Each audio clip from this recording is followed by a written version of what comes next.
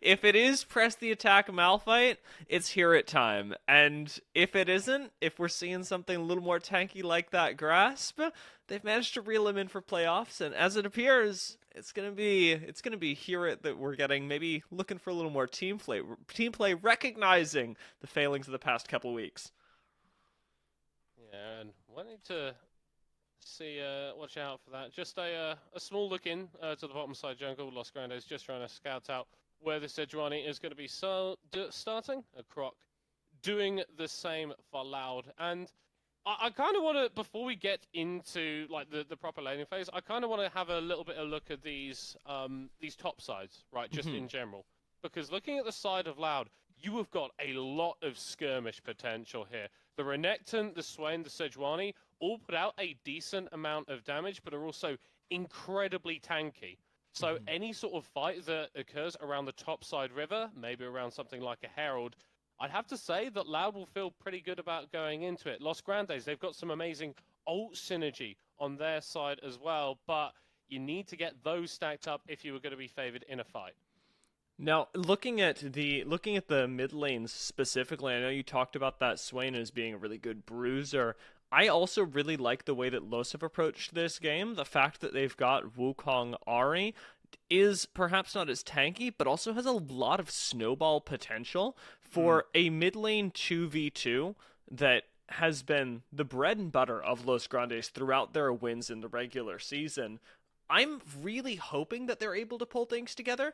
We talked about this a little bit earlier, but Netuno has been the rock of this team, always putting up the same performances, whether they're winning, whether they're losing. With Lava and Herit, it's been a bit different. If the solo laners can keep it together and Ranger and Lava can start making plays, that's where I see this roster really shining. But Ranger getting invaded now, does have to win the Smite fight, does not have any backup that's going to be coming. A little bit of trading in this jungle, but loses that red buff and walks Yeah. away surprisingly with his life.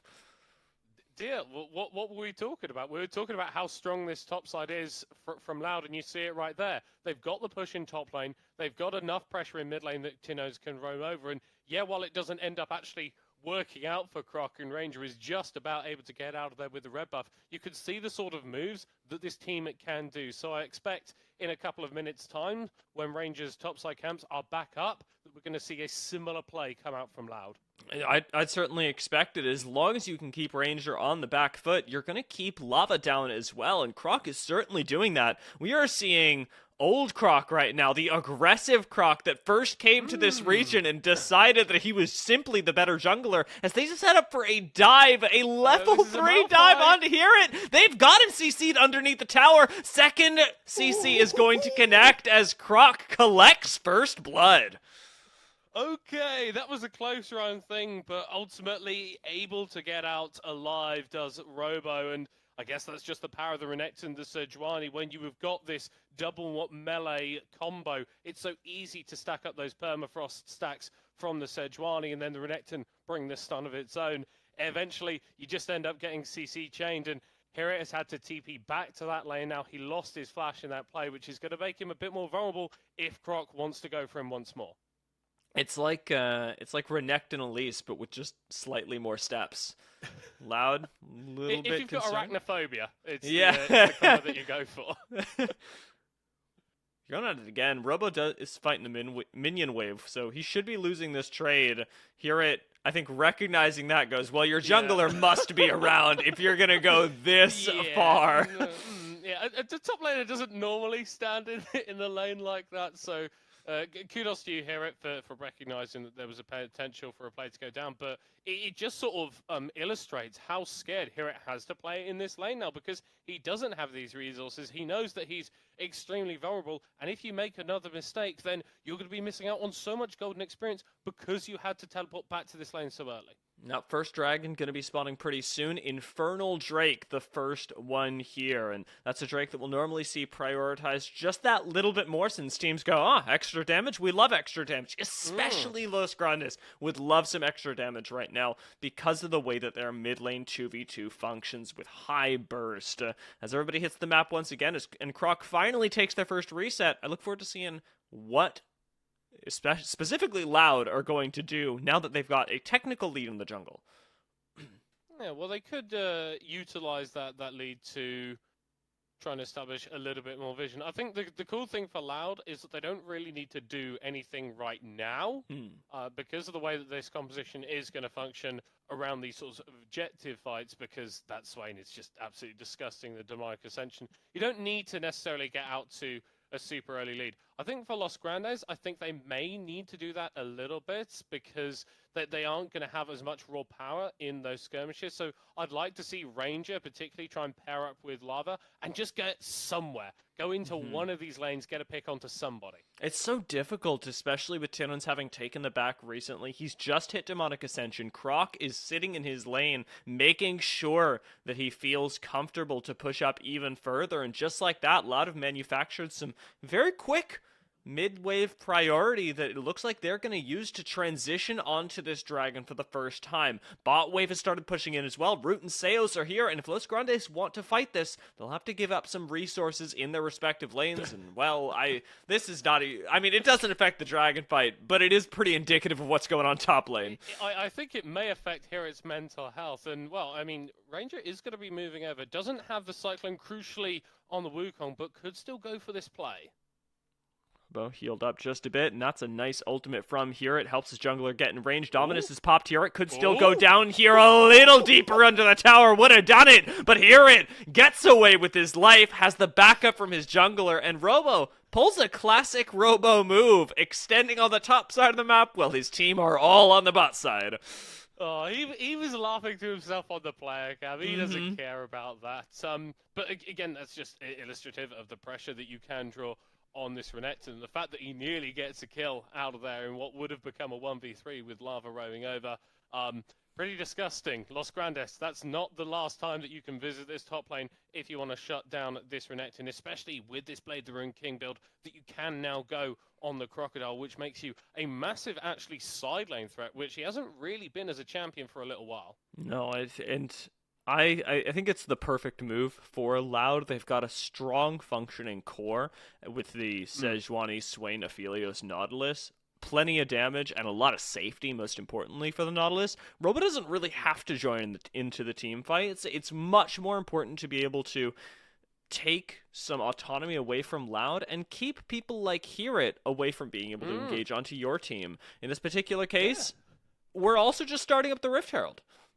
I mean, just do it. We might be getting a fight in the bottom lane here. Nettuno hitting that level 6.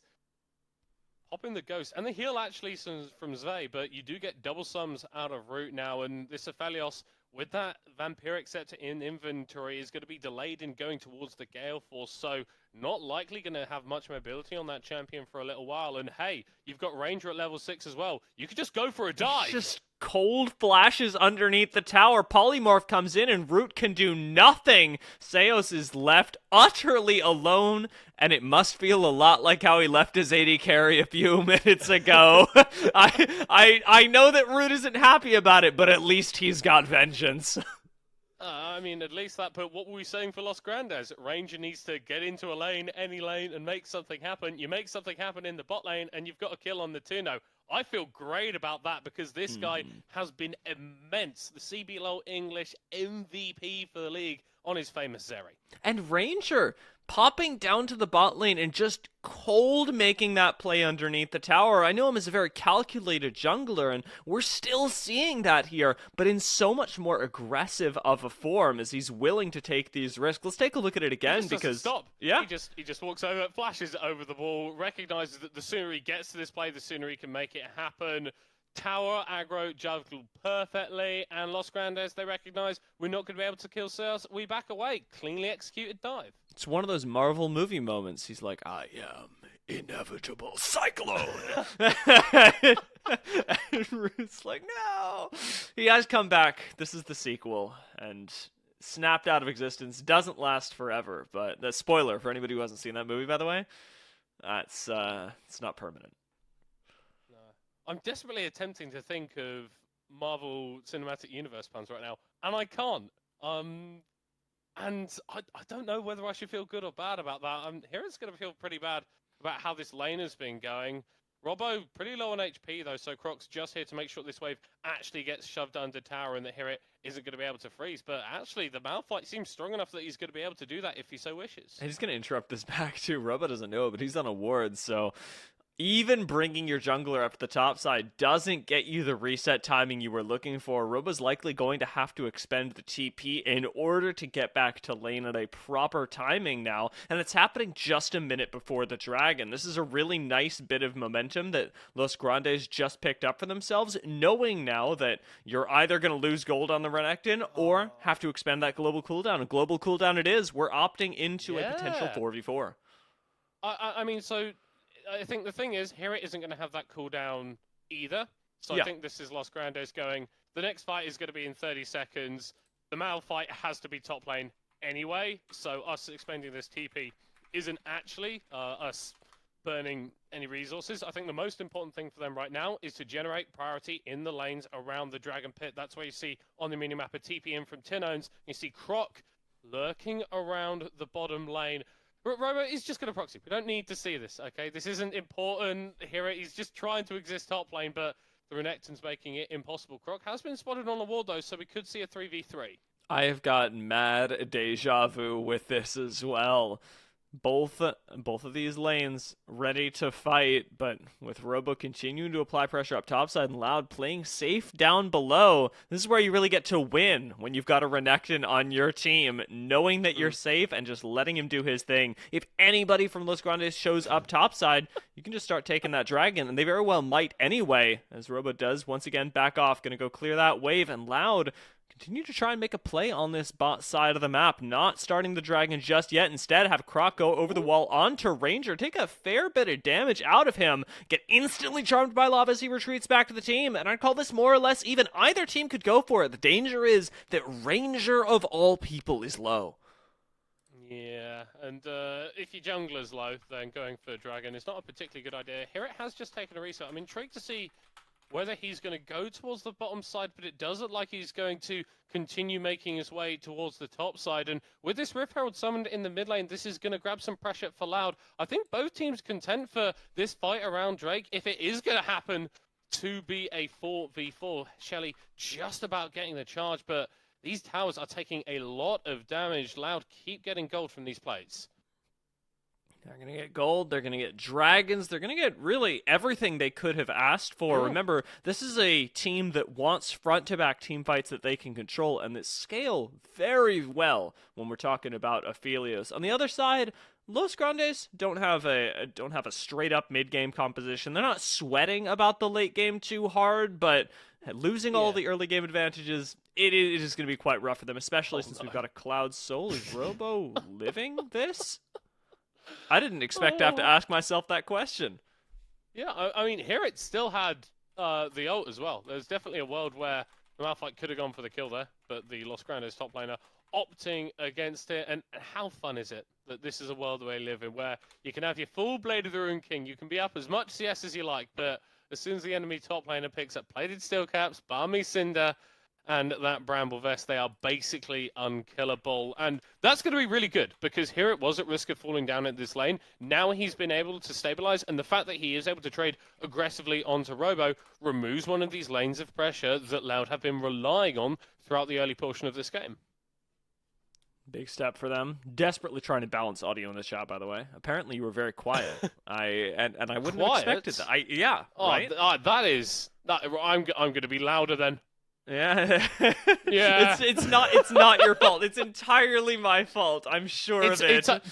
Dear, it's okay. It's okay. We're gonna make it through it. It's all gonna be fine. That's true. Lava might not. Ooh, nice sidestep on the hook. Doesn't retreat back to the tower. Instead, just styles in the faces of Loud. But everybody's up here for a reason. The Rift Herald. The Rift Herald's already begun. Loud are gonna take this objective fair and square. I don't know if Los are gonna be able to start a fight. Malphite does have ultimate level available. 11. You need to be careful of this Swain. He's so comfortable right now, just walking in the middle of Los Grandes. Demonic Ascension is popped, but so is Croc.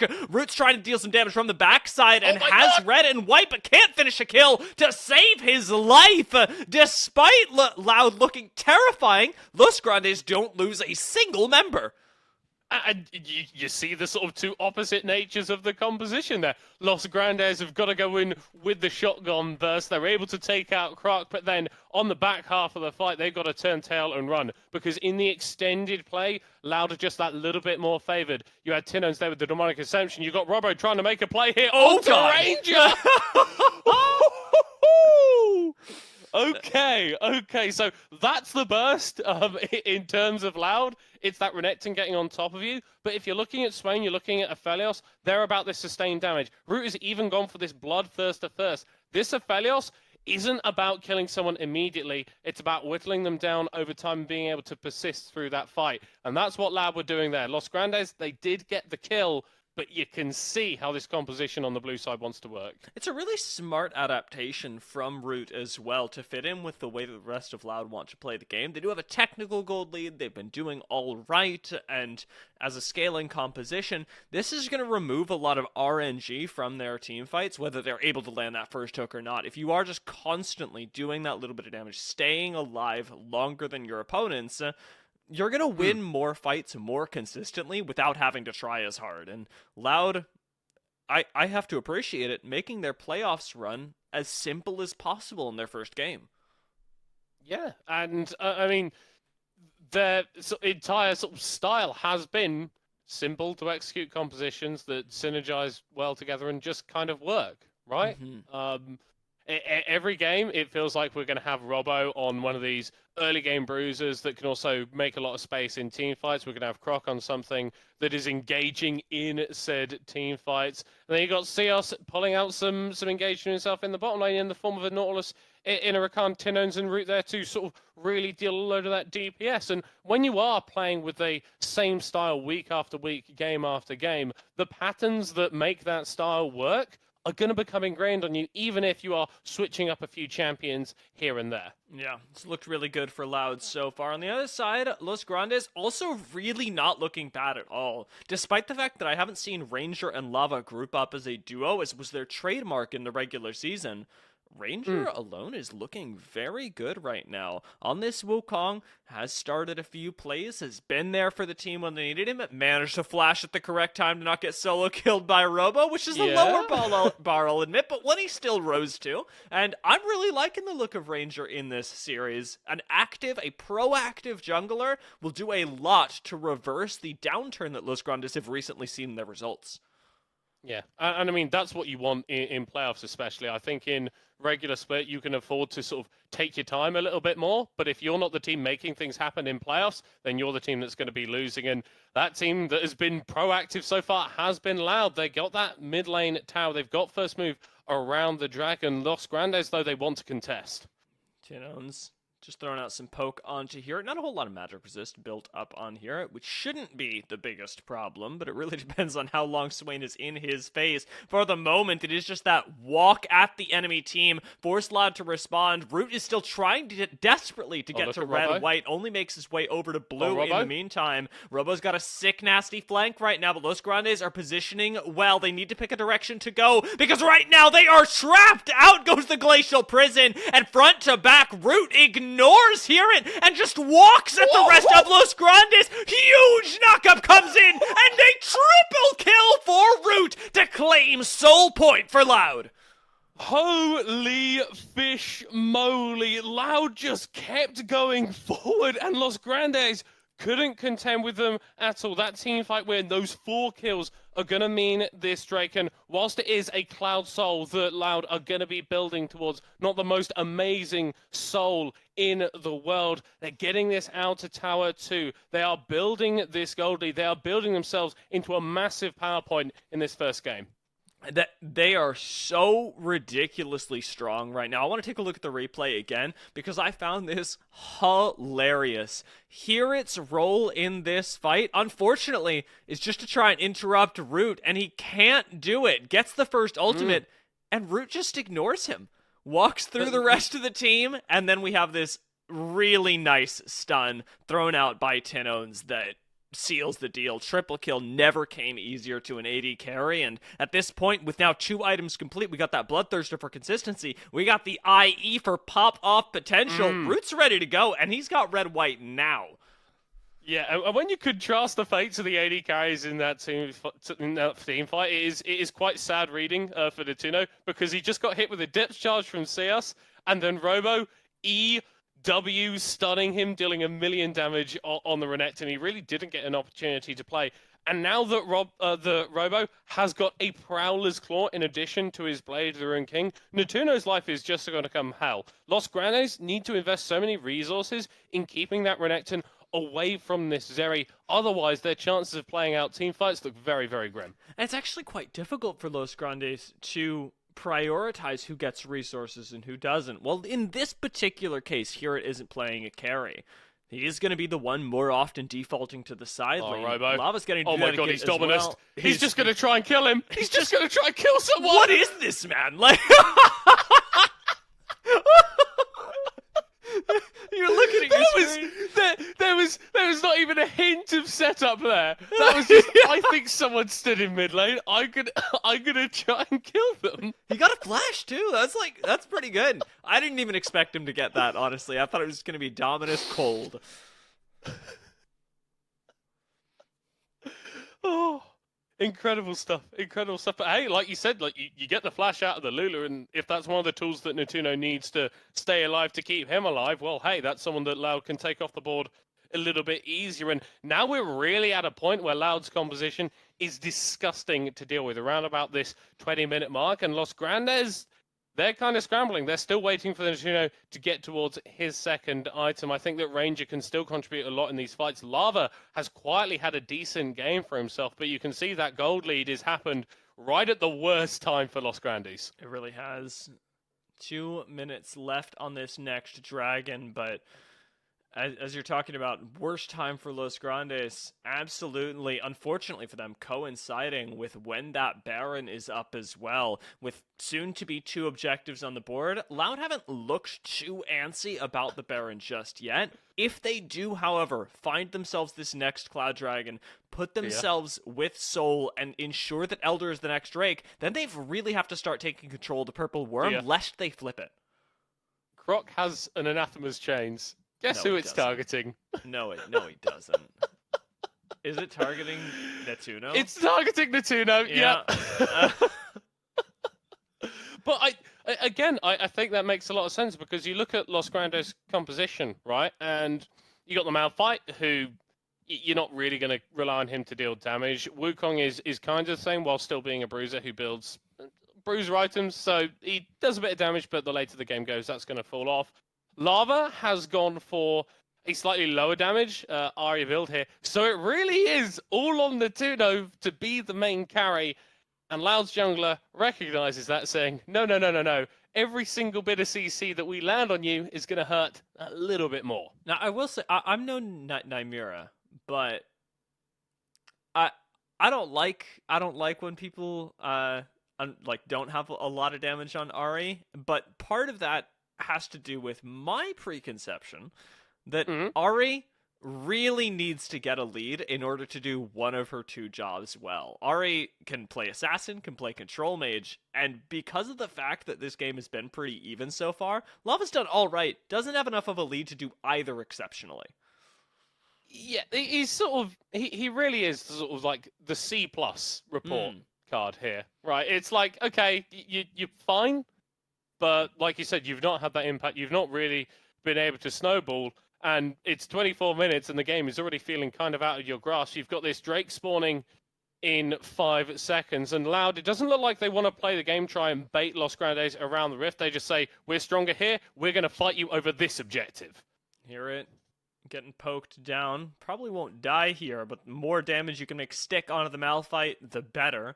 This Loud setup around this objective. This should still be within range of a win for Los Grandes, as long as they can find that perfectly layered CC onto, say, Root, who's gotten the perfect ultimate for so far. He gets knocked up once, he gets knocked up twice, and flashes away. All of a sudden, Root separated from the rest of the team, but Tiddones is in your backline with Robo, and who cares about the AD carry when you have literal gods on your backline? Oh my word, there's about 5 fights happening all at the same time, and they're all going in favor of Loud. It's going to be 3 kills at the end of the day for one. It's going to be a soul point. Well, I say a Drake's soul for Loud, and in game 1 of the series, they have come out swinging. Such a good pickup for them. Now, as we talked about, the game doesn't slow down for Loud here. They've still got to push for these advantages they've gotten before, looking specifically for map pressure around mid and top lanes so that they can finish off that Baron. You do not want to be juggling between Elder and Baron because it gives a chance for Los Grandes to sneak back into the game by taking away one of those objectives. Ranger and where he is on the map as a result is going to determine a lot of the next couple minutes. Wherever Ranger is not, Loud are very powerful. It is interesting how, for a defending team, the Baron and the Elder can both prove pretty sort of decent options. The Elder meaning that you can fight the team that is trying to siege you with the Baron, and the Baron meaning that you can prevent the team with the Elder from sieging onto you. So, yeah, even one of those buffs is a massive boon to a team that is a little bit down in the dirt. But for now, it's Loud that have got all of the objectives, and something's just come to my mind, dear. Tell me. I'm thinking Tinones, Demonic Assumption with the Cloud Drake. That is a very, very fast, very, very scary Demon Crow, man. He's got the Riot Eyes too, so it's like, not only is he fast, he's faster relatively. Oh my, nice snipe on the Glacial Prison. Catches Zay for just a second. Hear it, waiting in the wings, looking for his chance to ult forward, but there goes that speedy bird that you were talking about earlier. Tinones zones everybody out effectively with the Demonic Ascension, does not have that tool available, and Loud retreat back onto the Baron, knowing very well that they should not be able to take it right now. That was actually really good from here. It just being there on the side in that flank position meant that Loud weren't able to commit straight forward. And you can see that when their comp is in a bit more of an open space and doesn't have these choke points that you can just run into and decimate the enemy team, it doesn't function as well. You burnt a couple of key ultimates there. The Demonic Ascension is the big one, but you still have that depth charge, which means the 2-0 is massively at risk. And that's why, despite Los Grandes actually coming out of a decent position, they still need to seed pressure around the Baron. They are still in a pretty significant deficit. Here it gets to go back and collect this wave for now. A little more gold for the Los Grandes members, but it's one of the problems we talked about earlier. They have no way of funneling things onto Netuno, and left alone, Netuno can do nothing with this triumvirate that he's got going. Ranger, he, and Lava all have to head for the hills as Robo initiates onto them. He's not even half health before Lava eats the dirt, and now it just continues. It just gets worse. Zay is taken down on the Lulu, has no choice in the matter, and Baron belongs to Loud. I'm pretty sure Lava got legitimately one-shot by Robo there. Maybe we'll see that again on the replay. But yeah, that is Baron in favor of Loud. Played around it beautifully, had a couple of people DPSing in the pet, and then 3 members making sure that Los Grandes weren't able to approach. And hey, you've got 18 seconds until Lava's back on the board. I think that Loud is just going for the end. They're going for the Demonic Ascension, that's for sure. Root is somehow alive. He even blows up Ranger, turning it around entirely. Loud fear nothing. They take down that first tower. They certainly don't fear Zay. And with Lava having just respawned, I think they're going to go for the end here. Lava going to go for the assassination. Root somehow still alive, managing to evade this Ahri. A single kill going to be picked up as Seos goes down and won't get to see the end of the game. Robo neither, but Loud will be seeing game 2 with a smile on their faces as they picked up the first win of the day. Yeah, in the longest game between these two teams so far, this split, I think that just illustrates how